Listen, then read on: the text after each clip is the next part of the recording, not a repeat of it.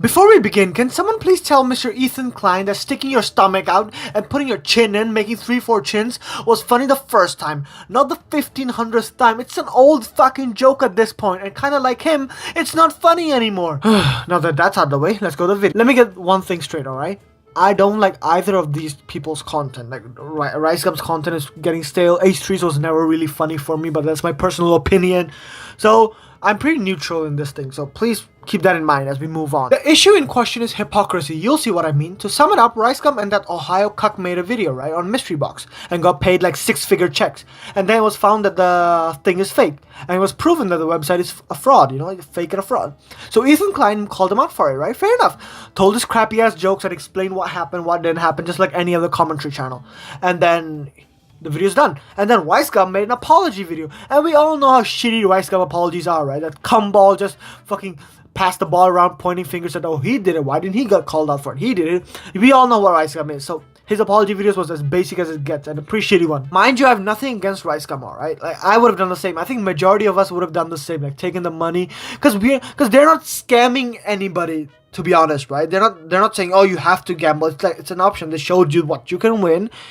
Although it's fake, what you can win, and if you want to play, you play on your own risk. No one gives a fuck, alright? The money's way too damn high for them to say no, so I understand. I'm with them in this case. The fact that he snitched on other YouTubers was kind of shitty behavior, and rightfully so, it pissed Ethan Klein off. So I guess he made another video on Ricegum saying that he's a snitch, but Ricegum then made another video saying that he ain't a snitch, right? And was just giving examples of other people. And then he said that Ethan Klein is a snitch as well.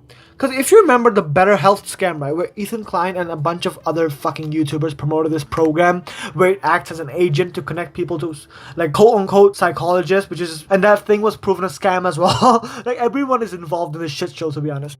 Someone like Boogie, Philip DeFranco, Bobby Burns, I don't know, Shane, everyone. Wait a minute, wait.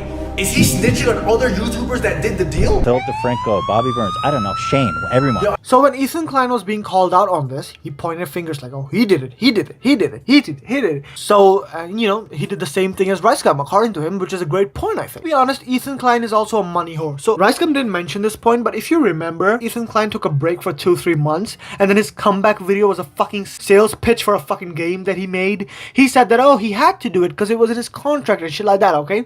But he was actually way too depressed to make a fucking video. And people were like, oh, Ethan, we understand, but it was fucking bullshit. Because the hypocrisy is that he was doing his podcast on the side while he was off his main channel.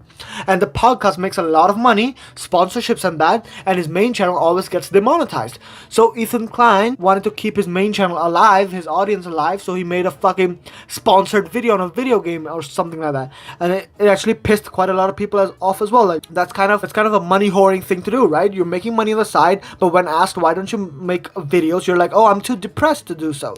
So people did call him out for it, and rightfully so. And then the fact that he was using depression as a shield not to upload, but he was making his podcast at the same time, which is harder. Live entertainment is much more harder than edited videos. So unfortunately, Ricegum is way too stupid to make these points, right? But you get what I mean. Surprisingly, in this situation, the retarded Asian ghostwriting diss rapper outsmarted the Jewish commentary dude. Because H3 has snitched in the past, right? Let's conclude. H3 has snitched in the past by doing the Better Health thing. And remember when he threw PewDiePie under the bus for saying the N-word? That was fucked up as well. He was supposed to be his friend. And then he did the shit for money because he was, you know, how you say? Because he posted a video, respect giving to Ethan here. That app was not a scam, but it was still a money whoring thing to do. It was in the same realm as Ricegum's, although not to that extreme of a scam. The conclusion is, in this situation, both Ricegum and H3H3 are hypocrites, right? Ricegum was money whoring, Ethan was money whoring, but Ricegum's money whoring is more understandable for some fucking reason. I guess he comes out looking better in this video. I don't know if he had someone else make it for him, but he comes out better. Like, he just said, he's being honest. Oh, I saw the money, I took it, done. He didn't use any like, oh, I was depressed, I couldn't make videos, so I did this, you know, unlike Ethan. So he comes out looking better, and then his commentary video on Ethan Klein also came out looking better than Ethan's because he debunks the snitch thing about H3H3. Although Ricegum is also wrong, but Ethan looks more wrong in this situation, if you know what I mean.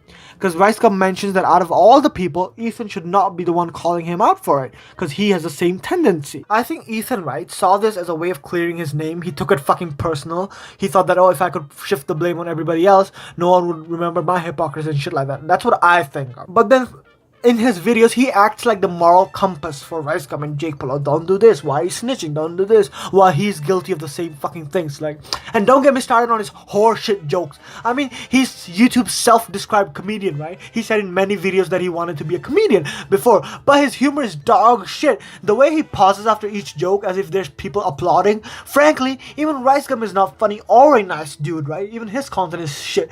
And according to that content cop, he sucks. And we all knew he's kind of a shitty person. But I feel like in this situation, he comes out looking more genuine as a content creator for a viewer. He comes out looking more genuine compared to H3H3, who comes out looking like an unfunny hypocrite, ain't it?